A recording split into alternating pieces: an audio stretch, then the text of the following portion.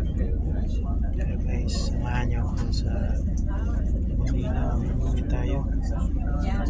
So, sumakay ako ng ferry. So, pagdating doon, Tabaan mismo. Meron sa Pantalan mismo, meron siyang fishing spot. So, may beach din. So, it's the second time na pupunta ako doon. So, samahan niyo ako. So, tingnan natin kung anong nangyari. So, papakita ko din yung view guys sa pagsakay ko ng ferry. He was on ferry. So,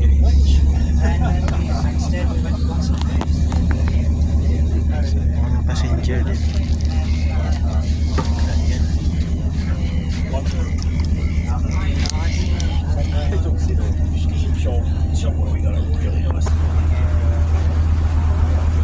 So we get sharks up. What were you saying?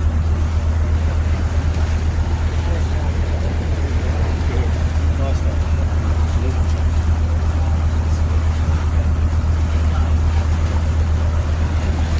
Yun yung area na yan is yan. Yan ang ring fishing spot yan. Yan ang maraming namimingwit.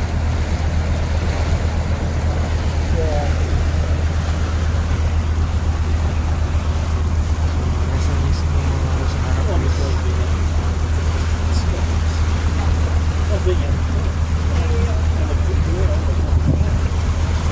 wala ko yung mga bao. Dala na rin ako ng kape. Kasi off natin yan. So wala tayong masyadong gawin sa bahay. So iwas stress. So ito yung stress reliever.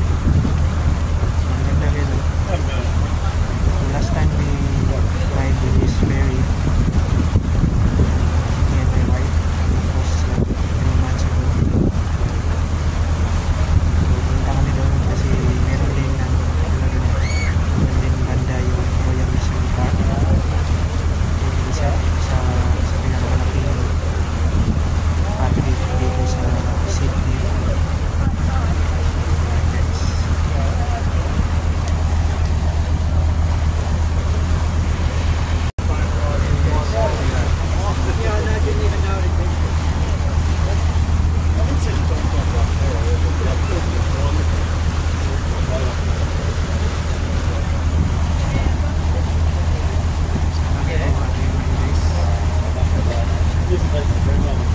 Kasi bago pabili ko na second time ko na magamit ko yung night set na fishing equipment. So, rin. May baon din ako yung lead para pang-bite o bait.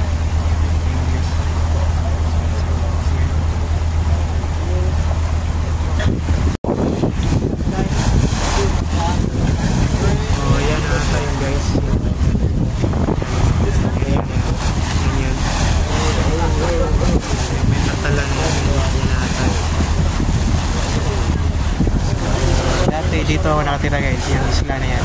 Yan. Park yan sa Bernola. 30 minutes din walk from station.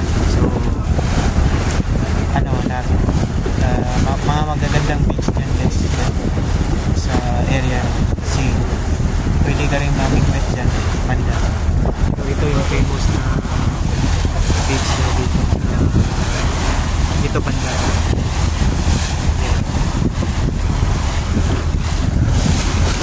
Yan yung ocean is open sea na yan sa likod ng isla na yan. Lapit na kami yan. But the freezing is quite good. So, we're very adamant about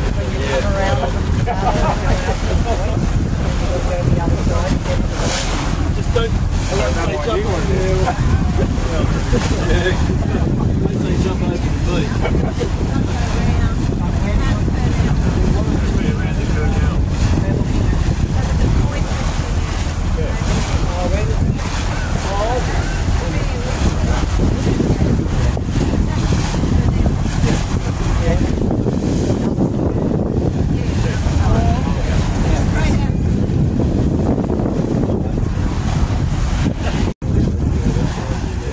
So may mga nakakay na mga pasahero guys.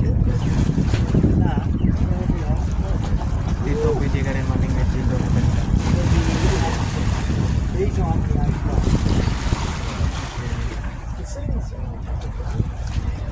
So ito lang yung sasakyan ko pagbalik guys.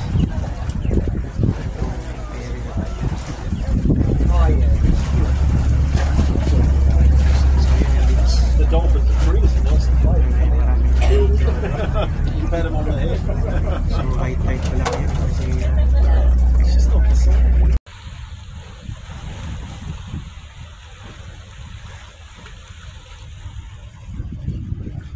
so guys start na tayo mamingwit guys. So dito na tayo sa tabi-tabi. Yan. So tingnan natin kung may makuha tayo dyan. Scary na to. Yan guys. Ano may nag ocean racing ata. Tara guys, set up na natin. Ito na guys yung set up natin guys. Try na natin ganito. Tapon natin dyan. Ayan, let's go.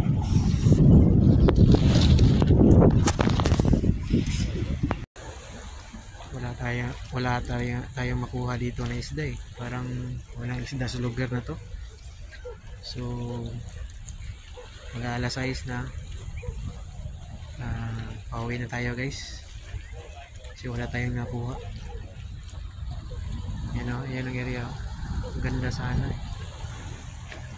Yun, may beach pa. So plano ko sana kanina mag beach. Kaso malamig na eh. Kanina mainit pero ang focus ko talaga is pamingwit. So yan, uwi na tayo guys. Salamat sa inyong panonood guys. So better luck next time.